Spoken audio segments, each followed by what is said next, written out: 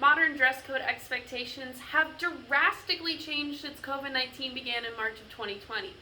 We turned our wardrobes into mullets. Business on top, casual on the bottom. According to the Society for Human Resource Management poll, 17% wore pajamas within the first 2 years of the pandemic. And the other 83% who said they didn't, liars. The difference between business casual and business formal has become so hard to define because my business formal is different from your business formal, which is different than the Monopoly Man's business formal.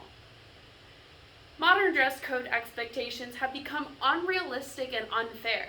So, let's discuss the problems, the causes, and some solutions to demolishing these dress codes. There are a few causes, such as gender expectations and economic issues, to these dress codes.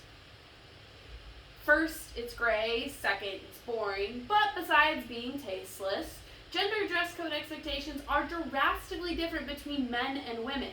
Women have higher standards, higher expectations, and a lot of high heels, where men have no standards, no expectations, and a lot of slack when it comes to slacks.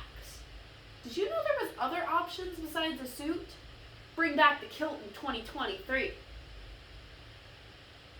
Artists such as Harry Styles and Lil Uzi Vert have begun wearing clothing outside of their traditional gender norms, with Styles having to tell The Guardian, "Who cares what I wear?"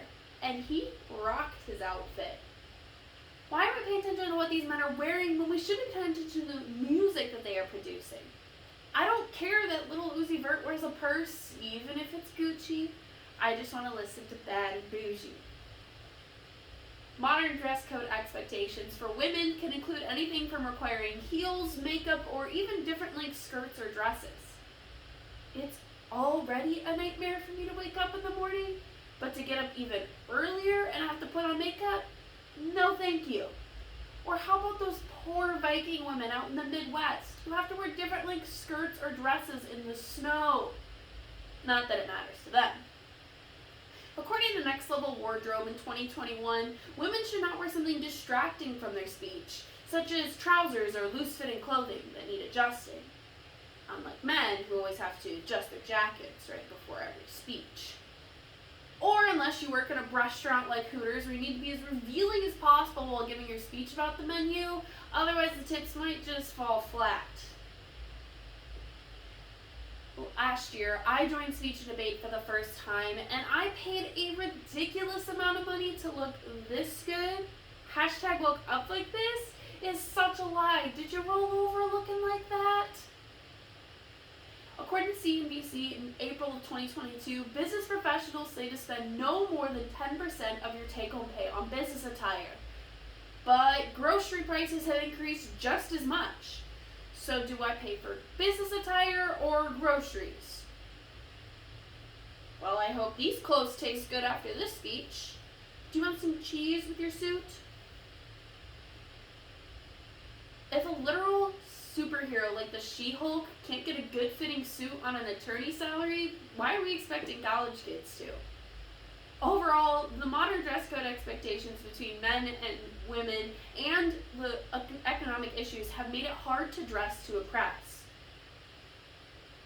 The causes of these dress code expectations stem from the history of fashion and the ever-constant changing of fashion. In the early 1950s, businesses paid more attention to how they looked and how to get the female secretaries out of the men's offices rather than paying attention to the results or profits of their business. In the 50s, men wore suits where women wore stilettos and stockings. And then in the 80s, we turned everybody into NFL linebackers with ridiculous shoulder pads.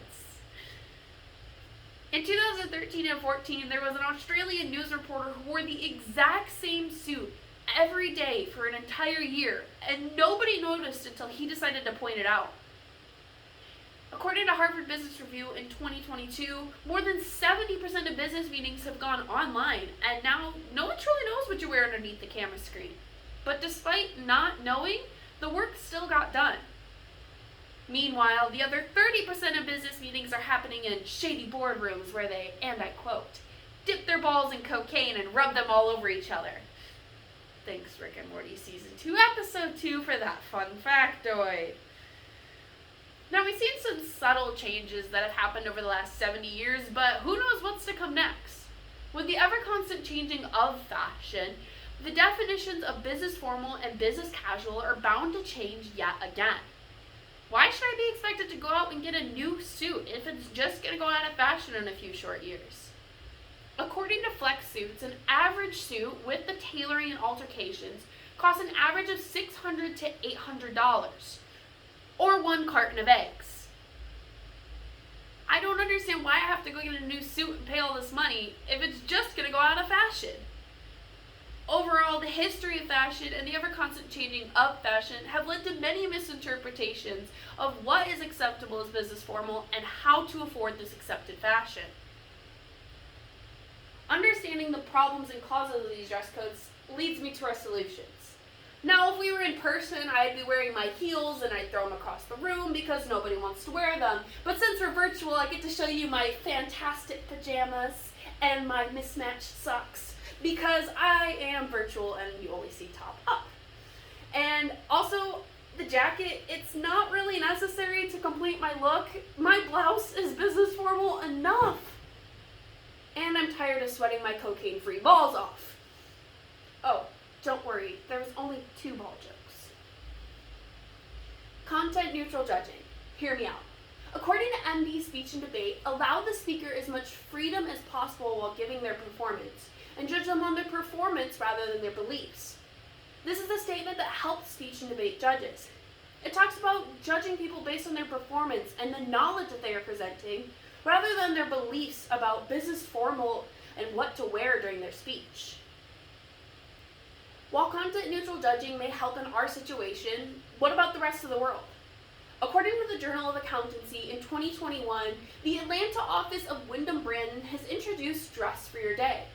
Dress for Your Day is where you wear something based off what you were doing for work that day. Working in the office, wear shorts and a t-shirt. Working with clients, wear formal attire.